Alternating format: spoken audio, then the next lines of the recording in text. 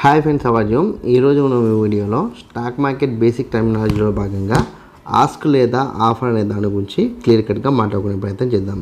ఇక్కడ చూడండి, ఆస్క్ లేదా ఆఫర్ అంటే డెఫినేషన్ చూస్తే కనుక the lowest price and owner is willing to cell the stocks.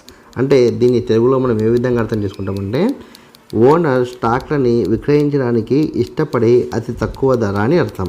అంటే ఇక్కడ మీకు డౌట్ రావచ్చు, ఏంటి అంటే ఒక కంపెనీ ఓనరు స్టాక్స్ని ఎందుకు విక్రయిస్తాడు అన్న డౌట్ మీకు రావచ్చు. అసలు ఇక్కడ మొత్తం కంపెనీకి సంబంధించిన వ్యక్తులు అసలు స్టాక్ మార్కెట్లో ఎందుకు లిస్ట్ అవుట్ చేసుకొని షేర్స్ అమ్ముకుంటున్న డౌట్ కూడా మీకు రావచ్చు. అయితే మీకు ఈ కాన్సెప్ట్ అర్థం కావడానికి మీకు ఎగ్జాంపుల్ చెప్తాను. ఇక్కడ చూడండి, మనలో ఎవరైనా సరే ఒక వ్యక్తికి ఒక మంచి ఆలోచన ఉంది. అంటే ఒక కంపెనీ ప్రారంభించి దాన్ని గ్రోత్ఫుల్గా ముందుకు తీసుకెళ్ళాలని ఒక ఆలోచన ఉంది. అయితే ఆ ఆలోచన ఉన్నంత మాత్రాన అతడు సక్సెస్ కాలేడు. ఎందుకంటే ఆ ఆలోచనని ఆచరణగా మార్చిన తర్వాత, ఆ ఆచరణ అమలైన తర్వాతనే సక్సెస్ అనేది వస్తుంది. అయితే ఇక్కడ ఒక వ్యక్తికి ఉన్న ఆలోచన ఆచరణగా మారడానికి సపోజ్ ఒక కంపెనీ పెట్టాలనుకుంటే కనుక అతనికి కొద్ది వరకు డబ్బులు అవసరం పడతాయి. అయితే ఈ వ్యక్తి ముందు కొన్ని రకాల ఆఫర్స్ ఉంటాయి, అంటే కొన్ని రకాల ఆప్షన్స్ ఉంటాయి. అందులో ఒకటి ఏంటంటే బ్యాంక్కి వెళ్ళి లోన్ తీసుకోవడం, లేదా వేరే వ్యక్తుల నుంచి అప్పు తీసుకోవడం, లేదా తనకున్న స్థిరాస్తులు లేకపోతే తన దగ్గర ఉన్న డబ్బులతో లేకపోతే తన దగ్గర ఉన్న స్థిరాస్తులు అమ్మి తను పెట్టుబడి పెట్టడం. ఇలాంటి ఇక్కడ రకరకాల ఆస్తులు ఉండొచ్చు. లేదా పార్ట్నర్షిప్స్ ఇచ్చి కంపెనీ స్టార్ట్ చేయడం. ఇలా కొన్ని రకాల ఆప్షన్స్ అయితే ఉండే ఛాన్స్ అయితే ఉంది. అయితే ఇందులో ఏ ఒక్కటి తీసుకున్నా అతడికి రిస్క్ అనేది ఉంటుంది. సపోజ్ ఎగ్జాంపుల్ చెప్తా.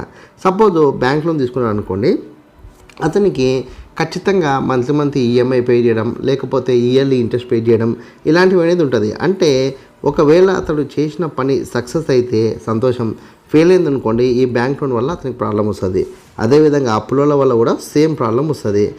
అదేవిధంగా తనకున్న స్థిరాస్తుల్ని అమ్ముకొని పెట్టుబడి పెట్టినప్పుడు అతనికి లాభం వస్తే సంతోషం, నష్టం వస్తే అతడు ఘోరంగా నష్టపోయే ఛాన్స్ ఉంది.